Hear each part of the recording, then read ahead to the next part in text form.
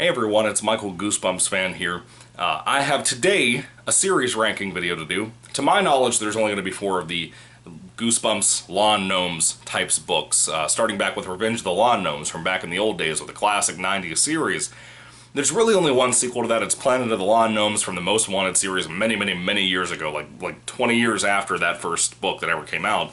The thing for me, excuse me, the thing for me is there's also 2 other books I talked about. The TV book of the episode from the old show is an adaptation of that episode, so that also counts as a book. But there's also a comic book adaptation from Goosebumps Graphics, which I consider another book, even though it's 3 different stories in that one big comic book adaptation, but it's still in there. So I thought I'd go ahead and do a ranking video on all 4 of the books together, and what I personally consider to be worst to best, or least great to great. I really love the Lawn Gnomes books. I think they've been really fun, really enjoyable.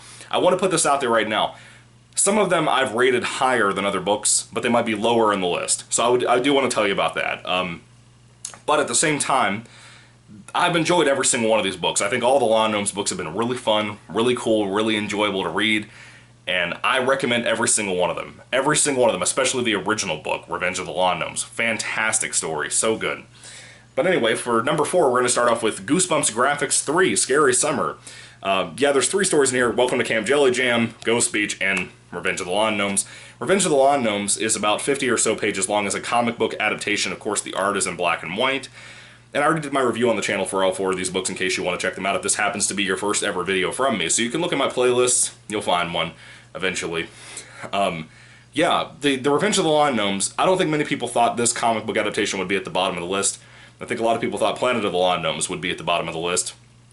But I really dug this book. I think this particular adaptation is what I want to focus on. It's very well drawn, very well put together, it's very fun. It maintains a lot of the great story from the old book, and I really dig that. I think it respects that so much. It has a love for R.L. Stine. It was done by Dean Haspiel, which I don't really know anything about Dean, but you know, he did a really good job as an adapter, excuse me, of Revenge of the Lawn Gnomes. I thought he did everything he should have done right. It works immensely well. Very good. And yeah, I recommend it if you haven't read this. If you're a comic book fan, this is not going to be like real big comic stuff, but if you're a younger person, or if you have a younger person in your life that you want to share some Goosebumps with that loves comic books, they might really dig this. It's very well done. But again, I don't know why I put it at the bottom. I just kind of do. I think it's a little bit lesser than the other 3 books, in my opinion. But it was good. It was good. I recommend it tremendously. Spot number 3 on my list of 4 is going to be Goosebumps Presents TV Book number 18, Revenge of the Lawn Gnomes. Really great episode. This is an adaptation of just the episode. This is not the original book with a different cover. I repeat, this is not the original book with a new cover. That's not what this is. It's a 60-page long book. They adapted it from the TV episode, which is about 20 minutes long, and that's really all it is, and it works very well for what it was. It was very enjoyable, very fun, very silly. The episode itself was creepy and spooky. This maintained all of that. The atmosphere, the eeriness, the funny moments to it, just the comedy to it, it works so well. I really dig it, but I really kind of missed the original book the entire time I was reading this, and when I was reading the comic book, Goosebumps Graphics book I just talked about. So there's a reason why this is kind of lower than Planet of the Lawn Gnomes and the original book. So I thought I would just kind of try to maintain that. Again, it's kind of hard to tell you really why I'd put Planet of the Lawn Gnomes above these 2. But in my opinion, they're all fantastic. I really enjoyed them. Right now, it's just more of a matter of preference. Like, what do I really prefer over everything else? And so that's my order right now.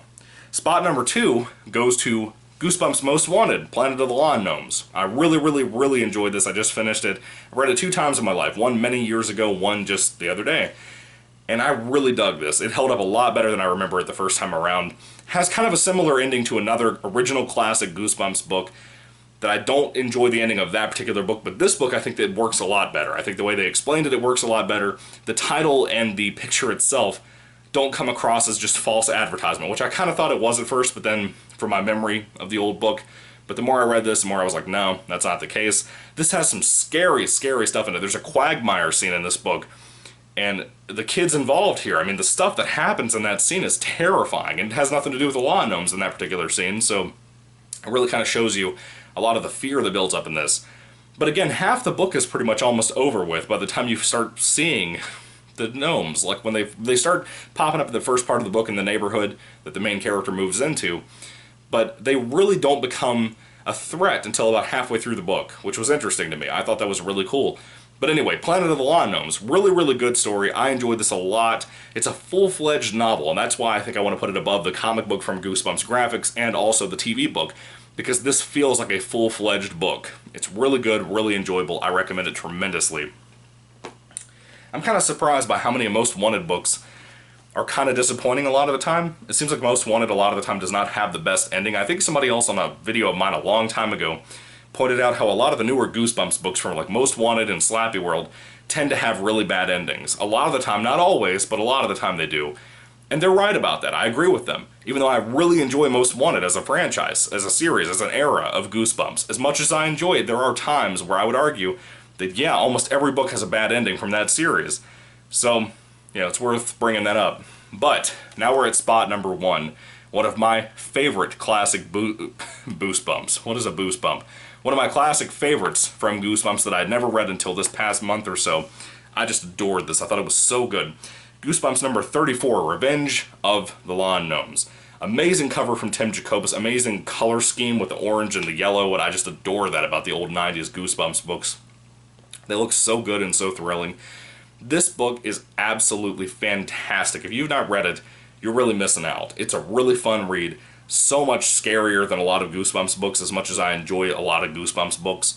Has a very Not a Living Dummy feel to it. Feels like it could have just been another Slappy book, but with outdoor ornaments on a lawn. So it worked really well. I just enjoy it immensely. I think it was a fantastic read. Of course, I gave it a 5 out of 5 on my review that I did for the video, or for the book. I love it. I love it to death. I cannot believe how I constantly heard from people that this was not good. And then I watched it and I fell in love with it. I thought it was a fantastic read and had so many surprises to it, so many good twists, a great ending, really good stuff. If you've not read Revenge of the Lawn Gnomes that started all of this lawn gnome craziness, you're missing out. It's a really, really, really good book, and it deserves a lot more popularity than it gets. But anyway, what are your thoughts on Revenge of the Lawn Gnomes? What are your thoughts on my list? What would you put in your order for your top 4? Or not top 4, but what would you order the 4 books in general for?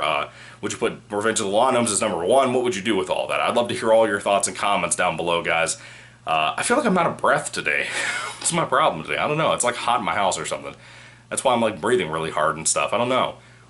Maybe the hat's cutting off circulation in my brain. I don't know. I have a big head. Anyway, thank you guys for watching this ranking video.